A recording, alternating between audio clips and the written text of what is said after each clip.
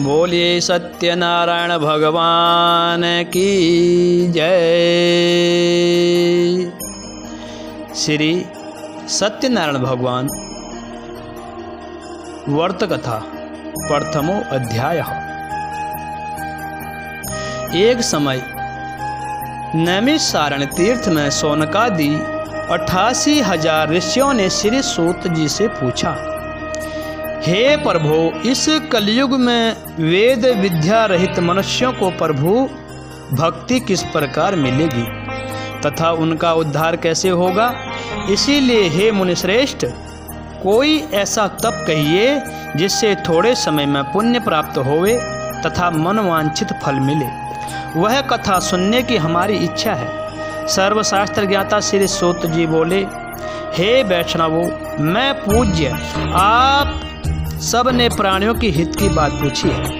अब मैं उस श्रेष्ठ व्रत को आप लोगों से कहूँगा जिस व्रत को नारद जी ने लक्ष्मी नारायण से पूछा था और लक्ष्मीपति ने मुनिश्रेष्ठ से कहा था, सो ध्यान से सुनो। एक समय योगी राज नारद जी दूसरों के हित की इच्छा से घूमते हुए अनेकों लोकों में आ पहुँचे। यहाँ अनेकों योनियों में जन्मे हुए प्रायः सभी मनुष्यों को अपने कर्मों द्वारा अनेकों दुखों से पीड़ित देखकर सोचा कि यत्न के करने से निश्चय ही इन प्राणियों के दुख का नाश हो सकेगा। ऐसा मन में सोचकर विष्णु लोक को गए। वहाँ श्वेत वर्ण और 4 भुजाओं वाले देवों के नारायण को देखकर, जिनके हाथ में शंख चक्र गदा और पद्म थे तथा वरमाला पहने हुए थे, स्तुति करने लगे, हे भगवान, आप अत्यंत शक्ति संपन्न हैं। मन तथा वाणी भी आपको नहीं पा सकती। आपका आदि मध्य अंत नहीं है। निर्गुण स्वरूप सृष्टि के आदि भूति व भक्तों के दुखों को नष्ट करने वाले हो। आपको मेरा नमस्कार है।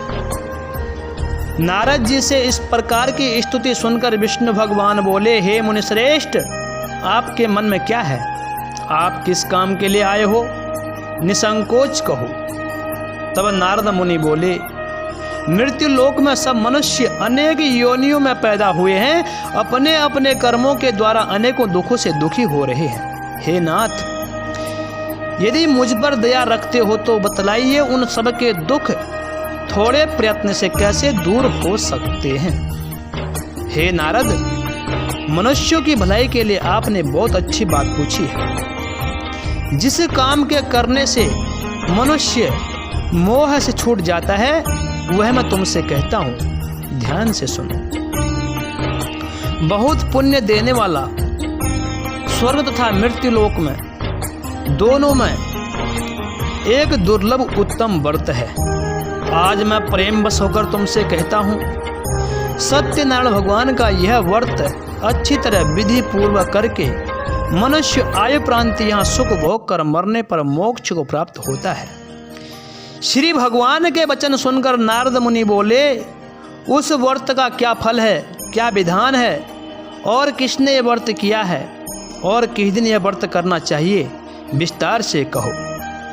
श्री भगवान बोले, दुख शोक आदि को दूर करने वाला, धन धान्य को बढ़ाने वाला, सौभाग्य तथा संतान को देने वाला, यह व्रत सब स्थानों पर विजयी प्राप्त करने वाला, भक्ति और श्रद्धा के साथ किसी भी दिन मनुष्य श्री सत्यनारायण की शाम के समय ब्राह्मणों और बांधवों के साथ धर्म प्राण होकर पूजा करे। भक्ति भाव से नैवेद्य, केले का फल, घी, दूध और गेहूं का चूर्ण सवाया लेवे। गेहूं के अभाव में साठी का चूर्ण, शक्कर तथा गुड़ ले। सब भक्षण योग्य पदार्थ जमा करके भगवान को अर्पण कर देवे तथा बांधवों सहित ब्राह्मणों को भोजन कराएं। तत्पश्चात स्वयं भोजन कर नृत्य गीत आदि का आचरण कर सत्यनारायण भगवान का स्मरण करते हुए समय व्यतीत करना चाहिए। इस तरह व्रत करने पर मनुष्यों की इच्छा निश्चय पूरी होती है। विशेषकर कलिकाल पर यही सरल मोक्ष का उपाय है। बोले विष्णु भगवान की जय। प्रथमो अध्याय। बोलिए सत्यनारायण भगवान की जय। श्री सत्यनारायण भगवान वर्त कथा द्वितीयो अध्याय प्रारंभ। श्री सूत जी बोले, हे ऋषियों, जिसने पहले समय में इस व्रत को किया है उसका इतिहास कहता हूँ, ध्यान से सुनो। सुंदर काशीपुरी नगरी में एक अत्यंत निर्धन ब्राह्मण रहता था। वह भूख और प्यास से बेचैन हुआ नित्य पृथ्वी पर घूमता था। ब्राह्मणों से प्रेम करने वाले भगवान ने ब्राह्मण को दुखी देखकर बूढ़े ब्राह्मण का रूप धारण कर उनके पास जाकर आदर से पूछा, हे विप्र, नित्य दुखी हुआ पृथ्वी पर क्यों घूमता है? श्रेष्ठ ब्राह्मण, यह सब मुझसे कहो, मैं सुनना चाहता हूँ। ब्राह्मण बोला, मैं निर्धन ब्राह्मण हूँ, भिक्षा के लिए पृथ्वी पर घूमता हूँ। हे भगवान, यदि आप कोई उपाय जानते हो तो कृपा करके कहो। वृद्ध ब्राह्मण बोले कि सत्यनारायण भगवान मन वांछित फल देने वाले हैं, इसीलिए हे ब्राह्मण तू उनका पूजन कर, जिसके करने से मनुष्य सब दुखों से मुक्त होता है। ब्राह्मण को व्रत का सारा विधान बताकर बूढ़े ब्राह्मण का रूप धरने वाले भगवान अंतर ध्यान हो गए। जिस व्रत को वृद्ध ब्राह्मण ने बतलाया है मैं उसको करूँगा। यह निश्चय करने पर उनको रात भर नींद भी नहीं आई। वह सवेरे उठकर सत्यनारायण भगवान का व्रत का निश्चय कर भिक्षा के लिए चला गया। कुछ दिन उनको भिक्षा में बहुत सा धन मिला, जिससे बंधु बांधवों के साथ उसने सत्यनारायण भगवान का व्रत किया। इसके करने से वह ब्राह्मण सब दुखों से छूटकर अनेक प्रकार की संपत्तियों से युक्त हुआ। उस समय से वह ब्राह्मण हर मास व्रत करने लगा। इस तरह सत्यनारायण भगवान के व्रत को जो करेगा वह सब पापों से छूटकर मोक्ष को प्राप्त होगा। आगे जो पृथ्वी पर सत्यनारायण भगवान का व्रत करेगा वह मनुष्य सब दुखों से छूट जाएगा। इस तरह नारद जी ने नारायण का कहा हुआ व्रत मैंने तुमसे कहा। हे विप्रो, मैंने अब और क्या कहूँ? ऋषि बोले, हे मुनीश्वर, संसार में इस ब्राह्मण से सुनकर और किसने इस व्रत को किया, हम सब वह सुनना चाहते हैं, इसके लिए हमारे मन में श्रद्धा है। श्री सूत जी बोले, हे मुनियो, जिसने इस व्रत को किया है वह सब सुनो। एक समय एक ब्राह्मण धन ऐश्वर्य के अनुसार व्रत करने को अपने बंधु बांधव साथ व्रत करने को तैयार हुआ। उसी समय एक लकड़ी बेचने वाला बूढ़ा आदमी आया और बाहर लकड़ियों को रखकर ब्राह्मण के मकान में गया। प्यास से दुखी लकड़हारा उनको व्रत करते हुए देखकर ब्राह्मण को नमस्कार कर कहने लगा कि आप यह क्या कर रहे हैं? इसके करने से क्या फल मिलता है? कृपा करके मुझसे कहो। ब्राह्मण ने कहा, सभी मनोकामना को पूरा करने वाला सत्यदेव भगवान का व्रत है। इसी की कृपा से मेरे यहाँ धन धान्य आदि की वृद्धि हुई है। ब्राह्मण से इस व्रत के बारे में जानकर लकड़हारा बहुत प्रसन्न हुआ। चरणामृत और प्रसाद खाने के बाद वह अपने घर को गया। लकड़हारे ने अपने मन में इस प्रकार का संकल्प किया कि आज मैं ग्राम में लकड़ी बेचने से जो धन मिलेगा उसी से सत्यदेव भगवान का उत्तम व्रत करूंगा। यह मन में विचार कर वह बूढ़ा आदमी लकड़ियों को अपने सिर में रखकर जिस नगर में धनवान लोग रहते थे वह ऐसे सुंदर नगर को गया। उस रोज वहां पर उसे उन लकड़ियों का दाम 4 गुना मिला। तब वह बूढ़ा लकड़हारा दाम लेकर अति प्रसन्न होकर पके केले की फली, शक्कर, घी, दूध, दही और गेहूं का चून इत्यादि लेकर सत्यनारायण भगवान के व्रत की कुल सामग्रियों को लेकर अपने घर को गया। फिर उसने अपने भाई बांधवों को बुलाकर विधि के साथ भगवान जी का पूजन किया और व्रत किया। उस व्रत के प्रभाव से वह बूढ़ा लकड़हारा धन पुत्र आदि से युक्त हो संसार के समस्त सुख भोग कर वैकुंठ लोक को चला गया। बोल विष्णु भगवान की जय। बोलिए सत्यनारायण भगवान की जय। अथ श्री सत्यनारायण व्रत कथा तृतीयो अध्याय। सूत जी बोले, हे श्रेष्ठ मुनियो, अब मैं आगे कथा कहता हूँ, सुनो। पहले समय में उल्कामुख नाम का एक बुद्धिमान राजा था। वह सत्यवक्ता और जितेंद्र था। प्रतिदिन देवस्थानों पर जाता था तथा गरीबों को धन देकर उनके कष्ट दूर करता था।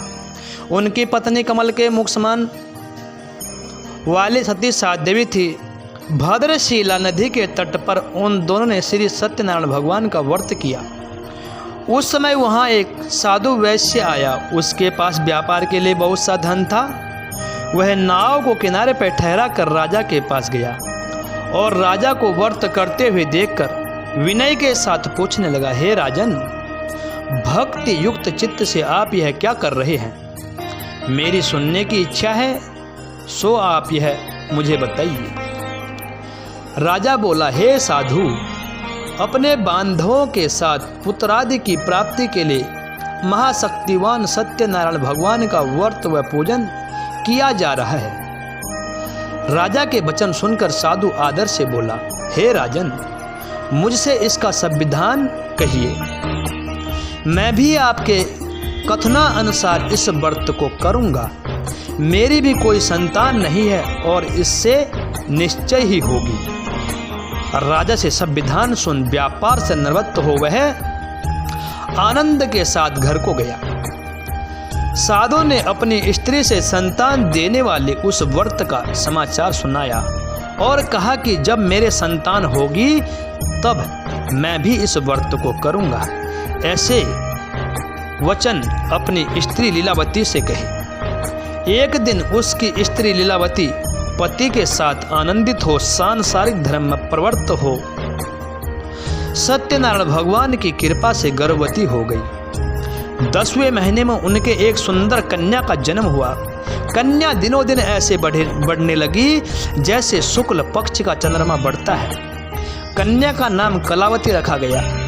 तब लीलावती ने अपने पति से कहा, मीठे वचनों में, आपने संकल्प किया था भगवान का व्रत करूंगा, अब आप उसे करिए।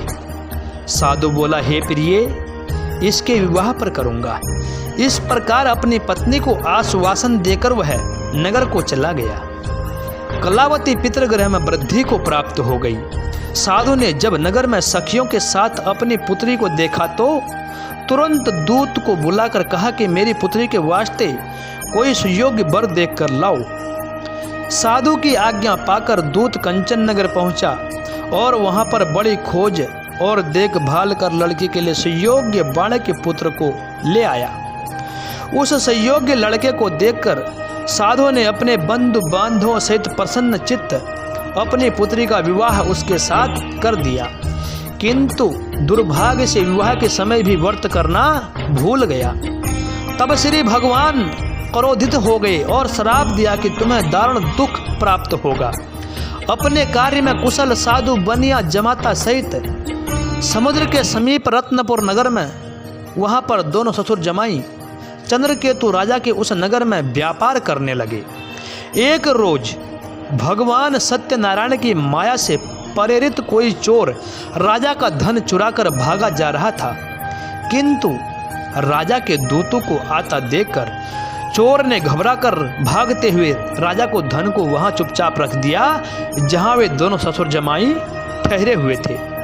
जब दूतों ने उस साधु वैश्य के पास राजा के धन को रखा देखा तो वे दोनों को बांध कर ले गए और प्रसन्नता चित्त से दौड़ते हुए राजा के पास जाकर बोले, यह दो चोर हम पकड़कर लाए हैं, देखकर आज्ञा दें। तब राजा की आज्ञा से उनको कठोर कारावास में डाल दिया और उनका सब धन छीन लिया।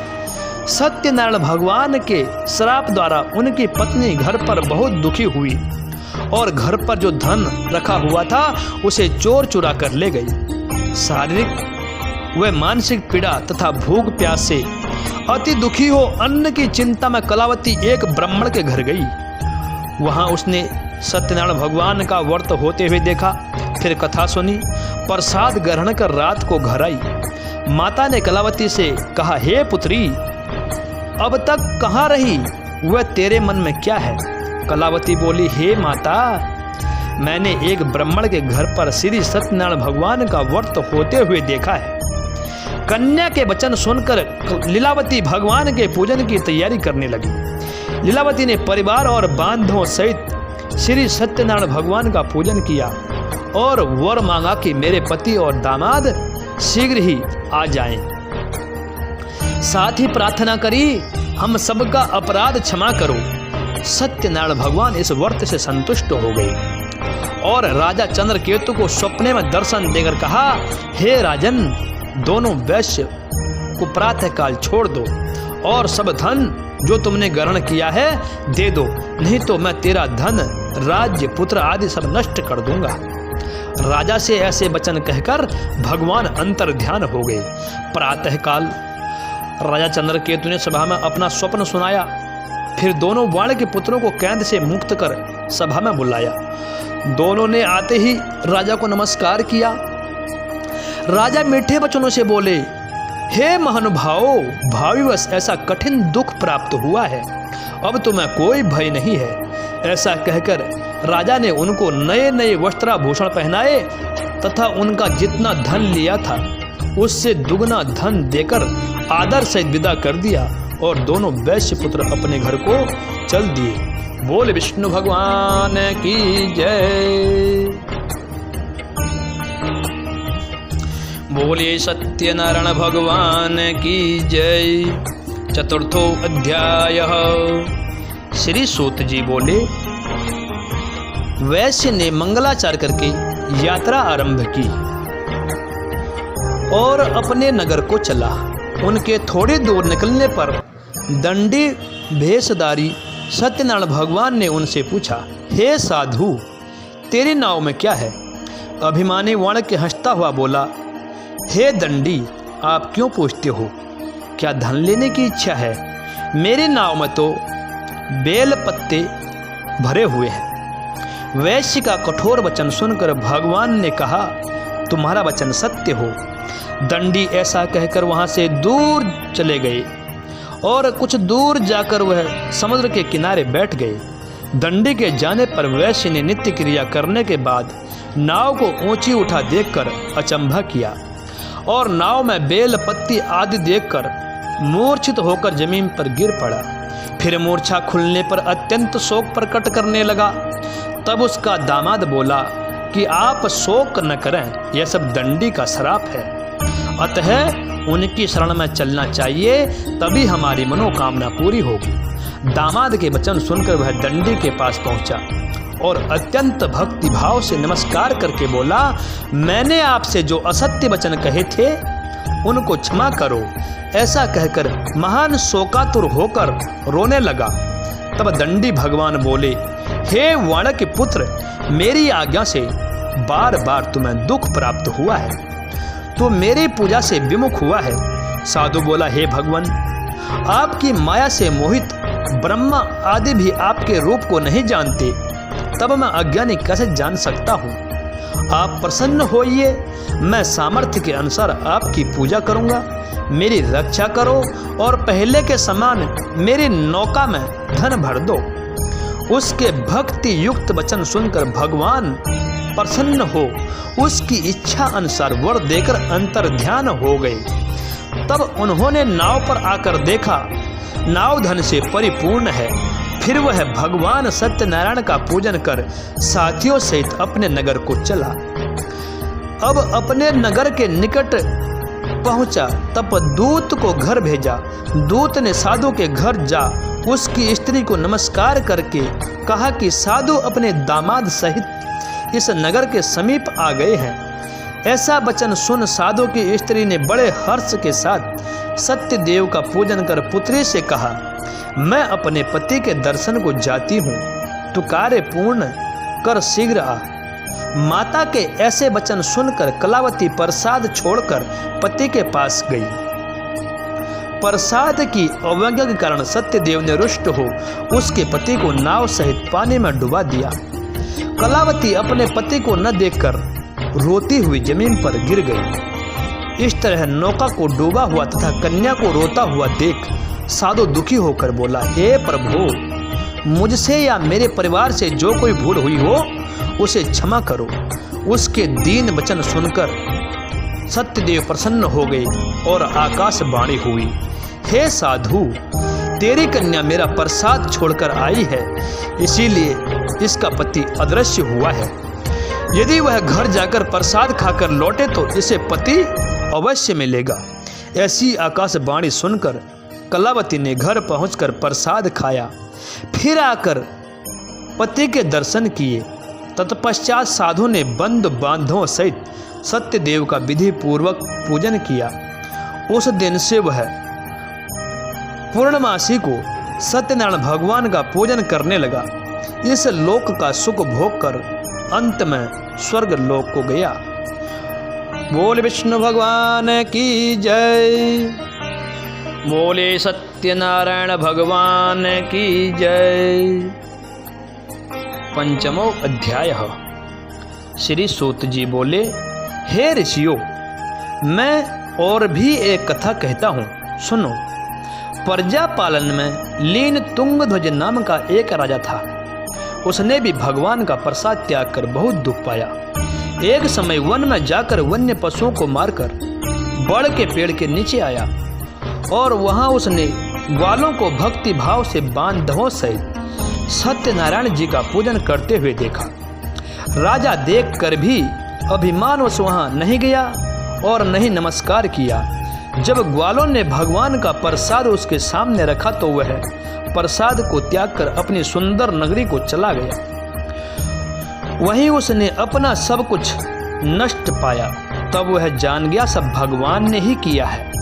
तब वह विश्वास कर ग्वालों के समीप गया और विधि पूर्वक पूजन कर प्रसाद खाया तो सत्यदेव की कृपा से पहले जैसा था वैसा ही हो गया।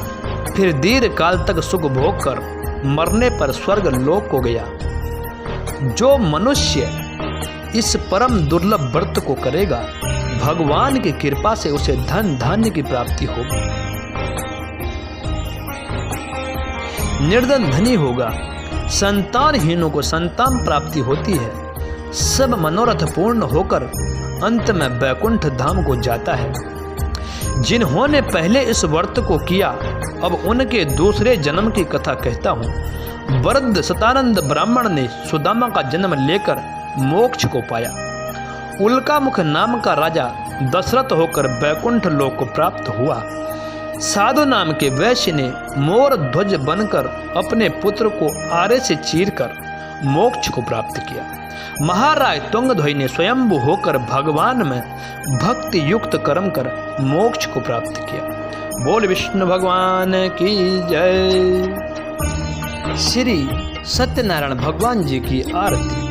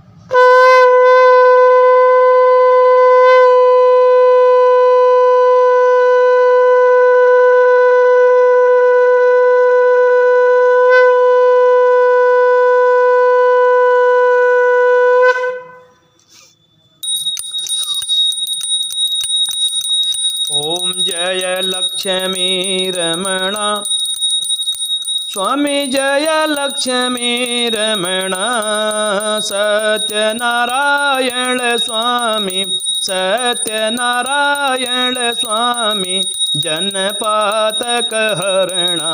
ओम जय लक्ष्मी रमणा रतन जड़ित सिंहासन अद्भुत छवि राजे, स्वामी अद्भुत छवि राजे। नारद करत निरंतर, नारद करत निरंतर, घंटा ध्वनि बाजे। ओम जय लक्ष्मी रमणा। प्रगट भये कलि कारण, द्विज को दरस दियो, स्वामी द्विज को दरस दियो। बूढ़ो ब्राह्मण बन के, बूढ़ो ब्राह्मण बन के, कंचन महल कियो। ओम जय लक्ष्मी रमणा।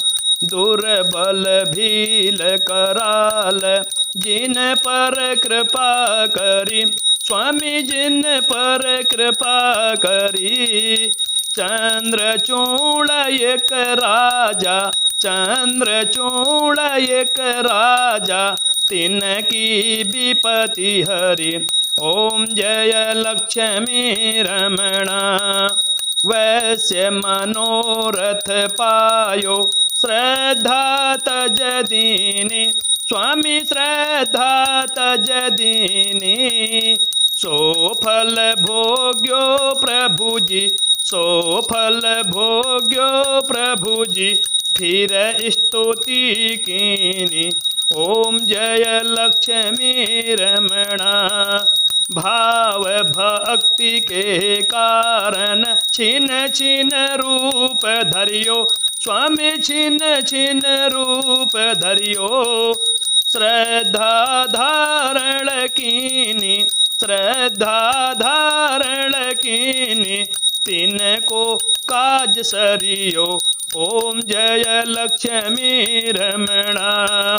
ग्वाल बाल संग राजा, वन में भक्ति करी, स्वामी वन में भक्ति करी। मन वांछित फल दीनो, मन वांछित फल दीनो, दीन दयाल हरि। ओम जय लक्ष्मी रमणा। चढ़त प्रसाद सवायो, कदली फल मेवा, स्वामी कदली फल मेवा। धूप दीप तुलसी से, धूप दीप तुलसी से, राजी सत्य देवा। ओम जय लक्ष्मी रमणा। श्री सत्यनारायण जी की आरती जो कोई जन गावे, स्वामी प्रेम सहित गावे। कहत शिवानंद स्वामी, मन भजत हरि हर स्वामी, मन वांछित फल पावे। ओम जय लक्ष्मी रमणा। ओम जय लक्ष्मी रमणा। स्वामी जय लक्ष्मी रमणा। सत्यनारायण स्वामी, सत्यनारायण स्वामी, जनपातक हरणा।